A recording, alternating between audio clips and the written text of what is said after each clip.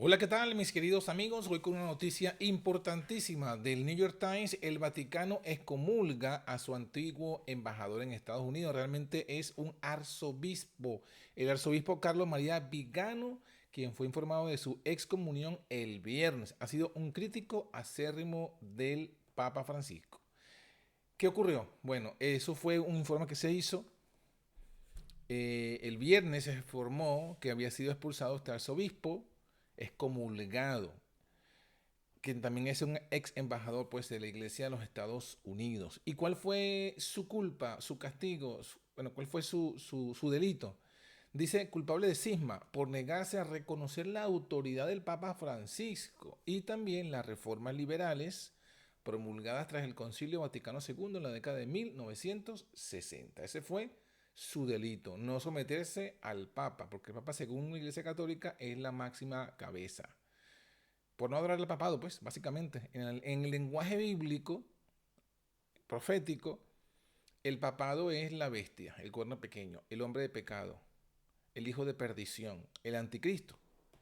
Y se dice que cuando tú aceptas, en la Biblia se interpreta, o sea, se dice, cuando tú aceptas la autoridad máxima que el papado quiere tener sobre la iglesia, que se sienta como si fuera Dios, tú estás adorándolo entonces como Dios. Bueno, este arzobispo renunció a adorar al Papa Francisco y por eso fue excomulgado.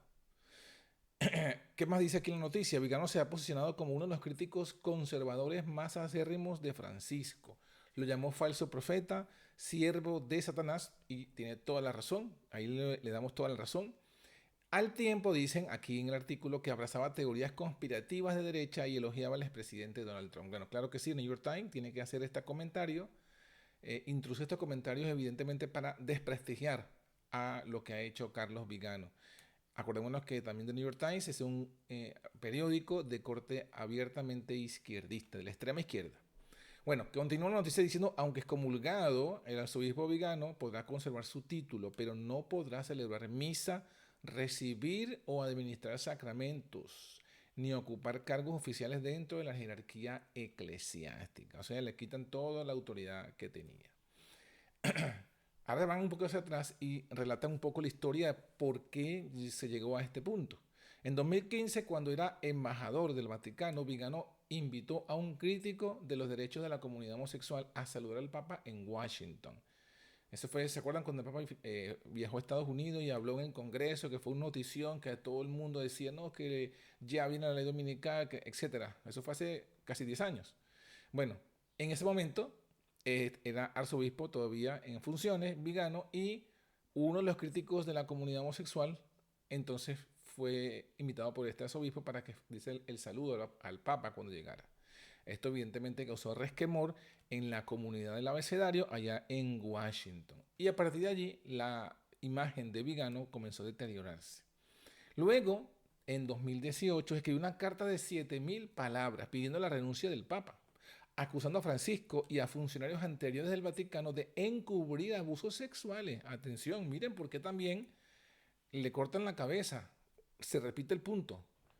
Como él es un abierto crítico a la comunidad homosexual dentro de la iglesia, ya hemos visto lo que hizo en el 2015, ahora lo que hizo en el 2018, estos son los antecedentes por los cuales es expulsado. Bueno, acusa a Francisco y a los anteriores de encubrir abusos sexuales por parte de un cardenal estadounidense. Las explosivas acusaciones que se publicaron cuando Francisco estaba en una misión en Irlanda, emitiendo disculpas por los escándalos de abuso sexual clerical, equivalieron a una extraordinaria declaración pública de guerra contra el papado de Francisco. Robert Moynihan, editor de una revista sobre el Vaticano que a menudo comunica las opiniones de Vigano, dijo que el arzobispo había sido citado a comparecer ante la oficina doctrinal del Vaticano el 20 de junio de este año, pero no acudió a Roma para hacerlo. El dictamen de la oficina doctrinal afirma que se le había informado a Vigano que tenía hasta el 28 de junio, hace un mes, para responder o se tomaría una decisión en su ausencia. Me imagino que no quiso ir en ese momento y no ha querido ir al Vaticano porque conoce todo lo que hay allí oculto en esas torres, en esas paredes. Y antes de que luego el Ligano se murió de una enfermedad, le dio un paro cardíaco, un ACV, una de estas cosas que ocurren así, como le pasó a Juan Pablo I, él prefirió no ir. El 28 de junio, Vigano publicó un comunicado en la página web de su fundación diciendo que no reconocía la autoridad del tribunal que pretende juzgarme, ni de su efecto, ni de quien lo nombró. O sea, en abierta rebeldía. Volvió a atacar lo que calificó de cambios liberales en la iglesia y acusó al Papa de cometer un crimen contra la humanidad al promover las vacunas. Otro punto por lo cual Vigano fue bueno, excomulgado, porque era antivacunas. También condenó lo que llamó la adhesión al fraude climático. Mira, va sumando cosas que evidentemente no le gustan al Papa Francisco, ni a la Iglesia Católica izquierdista, ni al grupo de todo el lobby izquierdista del mundo entero. Adhesión al fraude climático del parte del Papa en la concepción de Francisco de una iglesia inmigracionista, ecosostenible y amigable con la comunidad gay. Una iglesia de extrema izquierda, básicamente.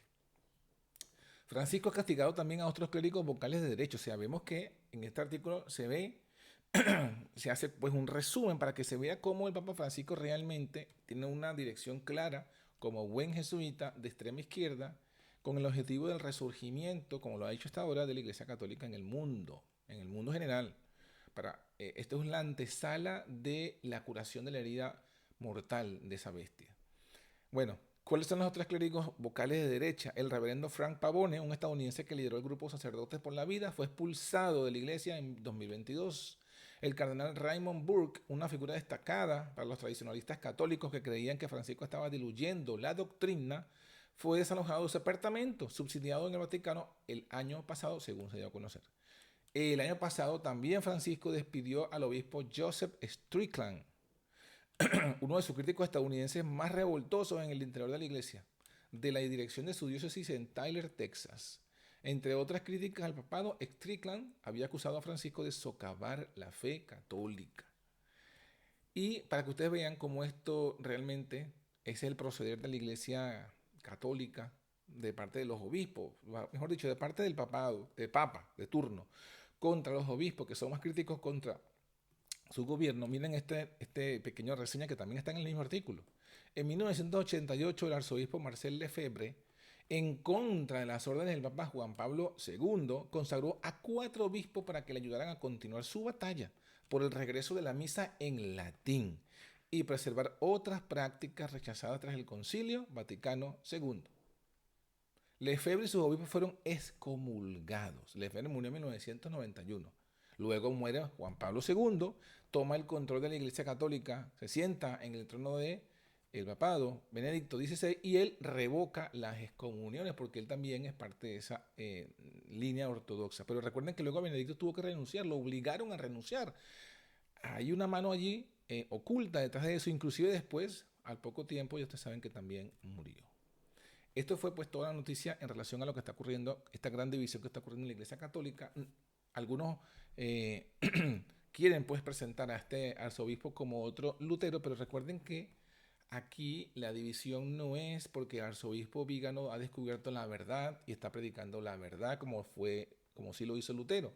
Básicamente él lo que quiere, lo que se opone Vígano es a una renovación de la Iglesia Católica, quiere que la Iglesia Católica se mantenga como fue en la Edad Media y más bien